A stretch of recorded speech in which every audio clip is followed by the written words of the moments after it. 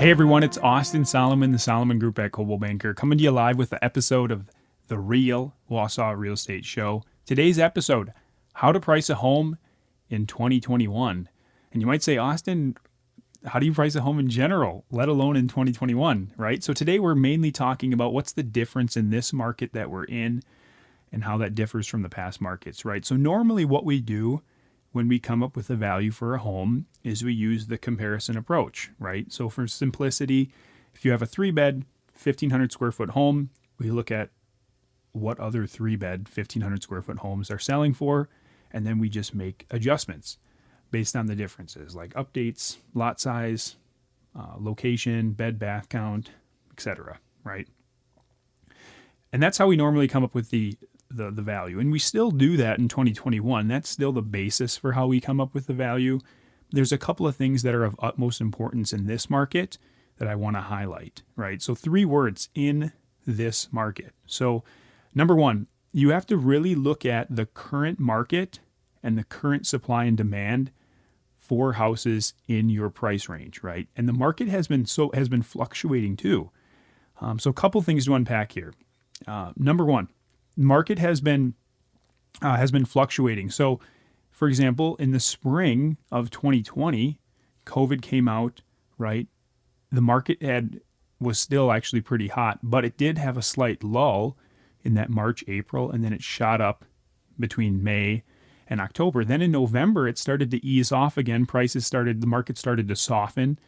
There was more inventory kind of piling up. Things weren't moving as quick. And then boom, January hits right back into that robust spring market. Okay, so knowing that and knowing where the current market is, you don't want to price your house based off where the market was in the fall of last year or the spring of last year. You want to know, hey, what's the current inventory for homes that are in my price point, and what does that mean for me, right? So for example, there's 15 houses in the Wausau area between 150 and 200,000.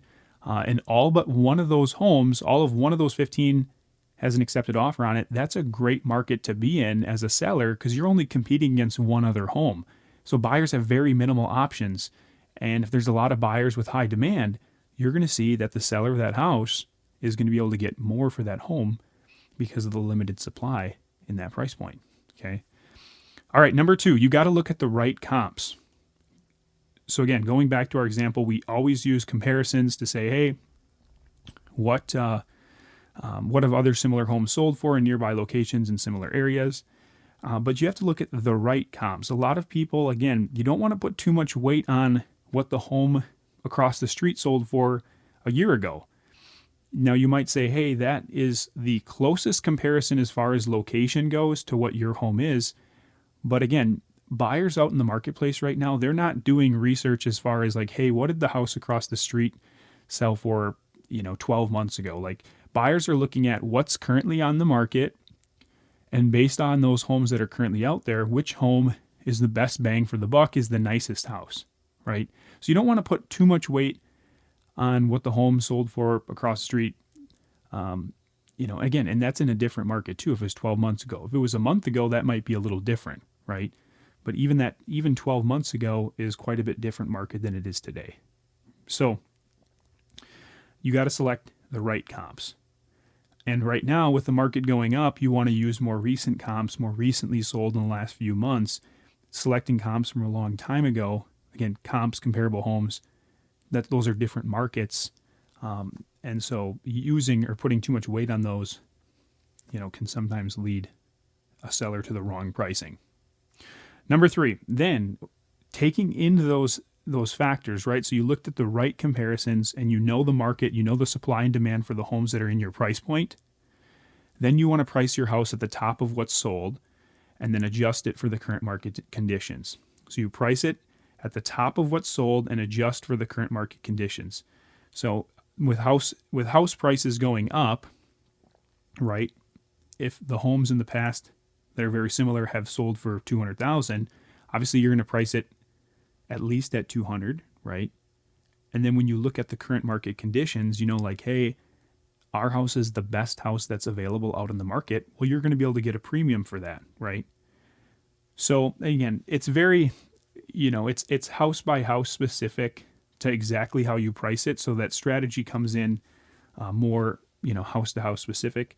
But in general, that's kind of what you're looking at when you're pricing your home. At the top of the market, you don't want to go too high, right? Where buyers are like, this person's trying to take advantage of, the market. They're getting a little greedy. You don't want to do that, but you want to be at the top of the market and also adjust for the current market conditions by knowing what the exact inventory is for comparable homes. What are other buyers looking at? And in 2021, that's why it's of utmost importance here in the spring of 2021, where in the past it wasn't as critical. So use these 3 tips when you're pricing a home in 2021, and you'll set yourself up for success.